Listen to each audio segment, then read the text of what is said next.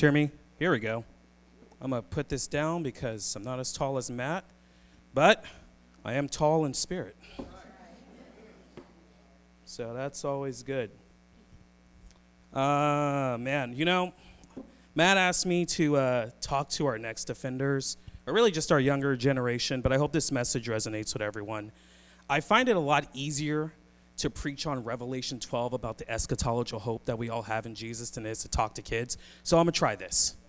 All right? So you guys didn't even laugh, so you didn't even get it. That's okay. Now, I've been a Christian for about 6 years, so not very long. And I'm 34, turning 35 this year.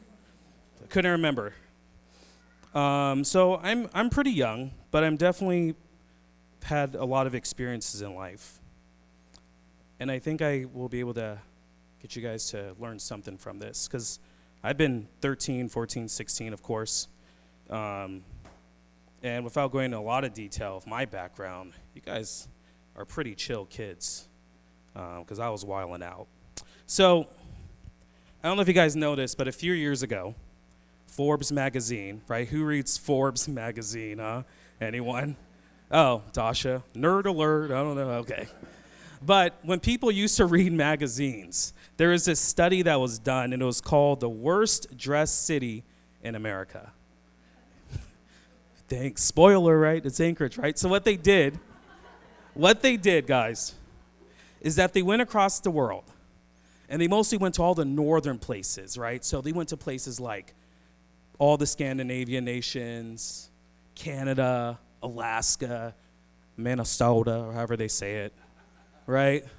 All those cold places, Russia, North Dakota, South Dakota, all those great places we love in the Midwest, or someone does. I'm not a big fan of it, but hey, to you. And guess who got first place in worst dressed city of all the coldest places? Anchorage, Alaska. That's pretty impressive. We don't get number one in almost anything good. We're like last in education, number one in STDs, and the worst dress in all the country. That's pretty great, isn't it? One of the things that people, when they move up here, I've talked to a lot of, maybe Matt can talk about this later, but people, when they move up here, they'll notice that people dress really casual here. We like comfort, right? And it's part of the culture in which we live in. And I don't know if you guys notice, you guys go to school, you probably notice, but every place you go to, whether it's school or your friend group or work, they all have a culture to them. And if you don't know what a culture is, it's like the values and norms and behaviors that an organization has, right? My group, or my work really likes to talk about things like being able to provide financial support to our members who are looking for banking services. A big part of our culture, Credit Union One, is where I work. And as you guys know, Alaska USA, they're like basically leaving Alaska, so if you want to switch your loans and stuff over, please do. I know. Yeah, shameless plug. It's how I pay my bills. Don't be mad at me. But every place has its culture, right? School, all that stuff, even your group of friends, you guys probably have a way that you act and think about things. And America has a culture. It has values. It has norms, right? Now, I'm just going to ask people. You guys can answer anyone. Could you guys name out some values or norms that we say we believe in the United States? Freedom. What else? Money. Religion. There's a lot of different things. Yeah, right to bear arms. We keep our gats ready to go. So those are values, right? But someone said something that was interesting, money. So we have these values that we say we believe in as a country.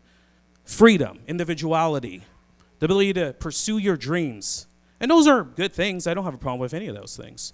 But each of those things actually have a darker reality to them. Individuality can mean a lot of things. Sometimes it just means selfishness. Freedom can sometimes mean to do whatever I think is right, whatever I decide is right. And as people who believe in, or at least myself, I believe in the First Amendment, that is an American value, but we should be honest that it does have its drawbacks. We love, right, money, pursuing our dreams, our goals. We don't like to say this one, but I think we value to party really hard, you know. I mean, I've partied with some other people across the globe. Dasha, your people in Russia party the best, for good or bad. Oh. I don't, that's. You have to use a larger phrase to do that. That sounds too. No, as a sophisticated man myself, I prefer bourbon, but hey, whatever, to each their own. But we live in a culture where this idea of whatever I want is the highest actual value. And a lot of times what that comes out to is a culture that we consider normal, which is partying, drinking, excessive drinking, a lot of, sex before marriage is normal, all this stuff there. This is actually the normal thing. And what I find interesting about it is that when we're talking to kids, parents, this is something I think you should listen to. I think it's really easy to warn your kids about not doing the worst thing ever. Don't do cocaine, crack, whatever. I don't do drugs. I don't know, whatever people call it. Don't do this. Don't do violence. Those things are actually easy to do. But I think the most worst thing we can do is act like the normalness of American life isn't actually more insidious. Yeah. That's actually the thing I think you guys need to watch out for is the normalness of our culture. When Paul was addressing the people in Ephesians, he writes something that I think is really interesting. Right? If we go to Ephesians 2, I want you guys, kids, to listen up here. It says this. It says, you were dead in your trespasses and sins in which you once walked, following the course of this world, following the prince of the power of the air, the spirit of disobedience among all. We all once lived in the passions of our flesh, carrying out desires of the body and the mind. We were by nature children of wrath like the rest of mankind. That's really harsh language. I bet if you were the average Roman citizen or the average American citizen or the average whatever culture you belong to or country you come from to, you won't see that you're a child of wrath. I never thought that. I didn't grow up in the church. Went to church every once in a while. But when I became 16, my mom became a Christian. And this was pretty jarring for me, actually, because we didn't go to church on Sundays. We would just hang out. I was 15, sneaking out my parents' house, doing some volunteer work, mostly. And then I would come back, and I was too tired from all the volunteering I did to actually, go to church. It's hard,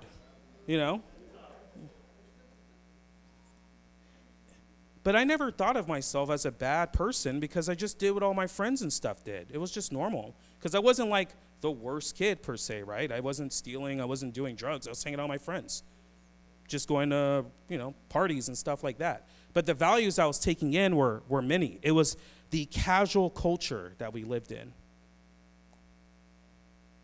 And just like the Roman citizen, I bet when they were hearing that, they were probably like, man, I don't think I'm evil. I'm just doing what everyone else is doing. Yeah.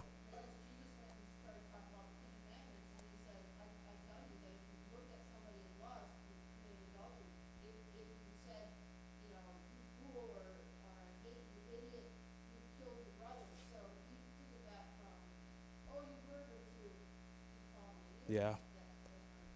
Look at that. Yeah. And that's like every culture. That's the problem, which a lot of times we don't see. Before I became a Christian, I was just the average person. Casual in a lot of the things I did. Not very thoughtful, even though I was, someone who, as an adult, I had a pretty growing career in the field I was in. I had awards. I had a couple, actually, we were talking about, make a joke about volunteering, but I actually had a couple volunteering awards. I would help at the women's shelter all the time. Like, by all standards, I was an upstanding American citizen. But according to the words of Paul the Apostle, I was dead. And the thing about dead people is they don't know they're dead. And I ask you guys, are you guys alive? That's a question you'll have to ask yourself. Is it what you're doing, even at this age? Do you think it reflects not just what your parents want, not even how your parents react? For all I know, Some of your parents could be debaucherous. I don't know, Siobhan, Rob, are you guys actually good parents? Maybe, yeah.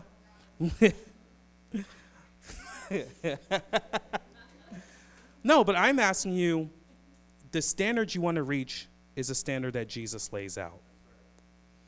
It doesn't make sense because we're so used to the normal, but I have a goal for you guys to do is to not be normal, to not be casual, to go beyond that and be different and be okay to stand out. We talk so much about individuality. It's so weird now that we live in a culture where Christianity is like almost punk rock, which is strange because when I was a kid, we made fun of the Christian kids for being losers and nerds.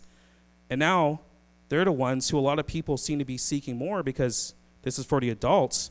I think secularism, someone who is a former atheist, is dying. But it's not to the church they're running to because we're not displaying a more, how should I say this, a better lifestyle than the casual. You guys want to stand out, We talked about before how in Alaska we have this casual, Leah doesn't want me to do this. It's going to be cool. You guys will like it. We talk about Alaska fashion, how casual it is. How people just dress like whatever, don't really care, right? That's what we'll say. Yeah. And every time I do travel, I always feel underdressed no matter where I go. I'm always like, why do people in California just look better? It's probably the sun. And they probably work out more than I do, so that probably helps, yeah. Yeah. But I don't want you guys to be casual. One of the things I do at my job is I have to dress up for work quite a bit. Aaliyah, can you grab my jacket over there? I want to show you guys something. I have to dress up for work quite a bit. And actually lately they've been saying, hey, you don't have to wear suits and stuff anymore. And I'm like, what? Really? Now I still have to go to court for my job, so that's not really something that I get to do. But whenever I wear this suit jacket, people think I look really cool for some reason. I'm like, oh, you stand out. Because right now, look at me. I'm dressed like many of you in this room. Casual.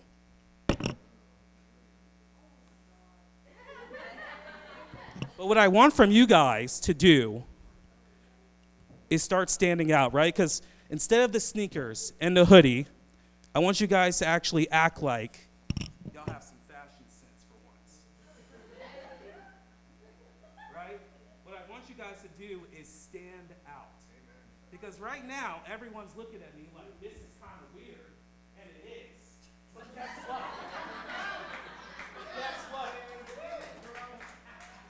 I didn't come to play around. I didn't come to play. I don't know about y'all, but I come to show style and show off because I am covered by the armor of God and the suit jacket of righteousness and the fitted pants of faith. So, guys, no more casual.